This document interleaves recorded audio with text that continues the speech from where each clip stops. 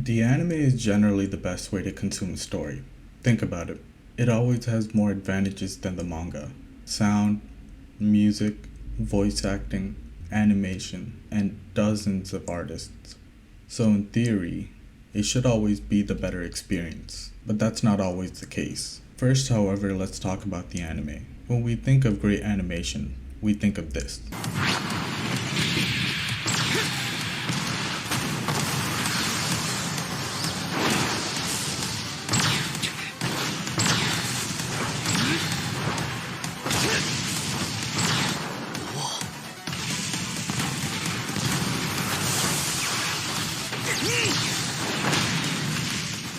The first season of One Punch Man was a visual spectacle, complete with a great soundtrack.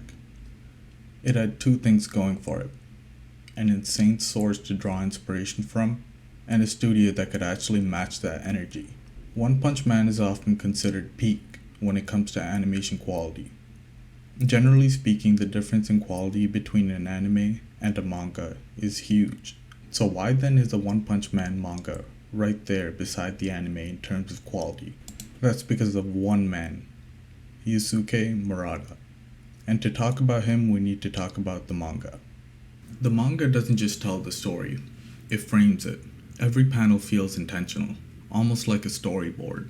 And when you compare it to the anime, you start to notice something. A lot of those moments are already there.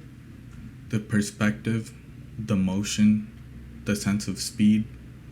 Murata's artwork doesn't just show action, it creates it. Even the dynamic camera work people praise in the anime, it feels like it's building off what's already in the manga.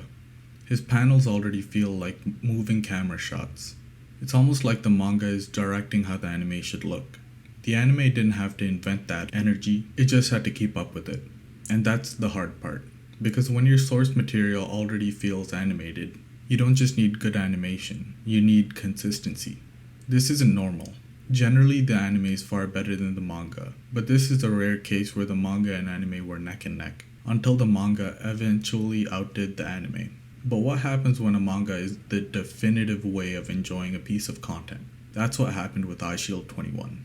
So a little while ago, I wanted to get back into Eyeshield 21. So I started watching the anime when something began to feel off. It felt like I've never seen it before, which was strange since I could remember the whole story. That's when I realized I'd never seen the anime before, and I had read the manga at the public library as a kid. Flashbacks came to me as I remembered the vivid panels, and I realized the reason why the anime felt off. It was because I was subconsciously comparing the manga to the anime, and the manga by far had more expressive panels and dynamic movement. For a little kid like I was, it felt like the panels jumped right out of the book. It then struck me how talented Yusuke had to be in order to set such a high standard for an entire team of animators, even without the benefit of music, sound, and motion.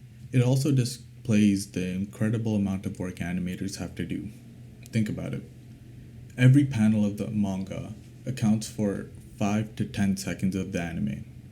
Each second is 24 frames. So in order to animate a single panel, the team has to illustrate 120 to 240 frames. Even if they reuse frames and limit motion, the work they have to do is an order of magnitude greater than a manga artist for the same story beat. It's also a different medium and different industry, so it becomes hard to compare. A manga artist can take days perfecting a single panel, while an entire anime episode requires tens of thousands of frames in a matter of weeks. No wonder anime quality fluctuates. Even a superstar studio can't maintain perfection every second. But it's not just about animators. Manga artists have their own kind of pressure, maybe even a different kind of stress. They don't get reference frames. They have to create a scene from nothing. A script might say Senna does the Phantom Dash, and it's up to the artist to figure out every angle, every perspective, and every bit of motion. A picture is worth 1,000 words, right? So how do you take a few words and turn it into 1,000? That's the creative weight manga artists carry. Animators, on the other hand, are drawing tens of thousands of frames.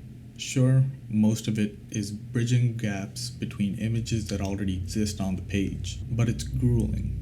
It's precise. It's a different type of work. Animators translate a vision. manga artists inventive. Both are exhausting, both are demanding, and both are what bring these stories to life. So the next time you complain about animation quality, just remember, somewhere, someone is drawing hundreds of frames for a 7-second scene, while a manga artist is grinding out panels with a pen that may as well be on fire. Both are chasing the same thing, a story that moves us, just in very different ways. One medium has motion, chaos, and teamwork. The other has focus, precision, and near maniacal dedication. Neither is easy, and both deserve a little awe, or at least less yelling at animators online. In the end, whether you're watching or reading, appreciating the craft behind the art is part of the fun, and that's where the real story lives.